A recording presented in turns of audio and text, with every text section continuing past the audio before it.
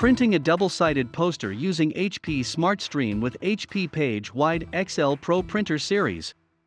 In this video, you'll learn to prepare double-sided jobs using HP SmartStream. First, import the files you want to print on each side of the job. In this example, we'll be printing a pizza promotion double-sided poster. Click on the double-sided printing button to assign the A and B sides to the image, thus linking them.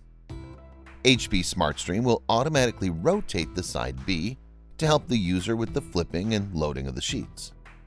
The side-to-side registration tool allows the user to preview the obtained registration between sides. You can visualize each side by moving the slider along the bar. Once everything's ready, submit the job. HP SmartStream also enables the printing of nested double-sided jobs. Same as before, activate the double-sided printing mode.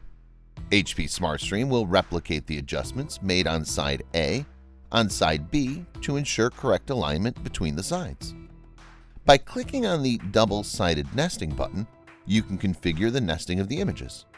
HP SmartStream will position the images on both sides, ensuring the correct alignment and maximizing sheet coverage to save paper.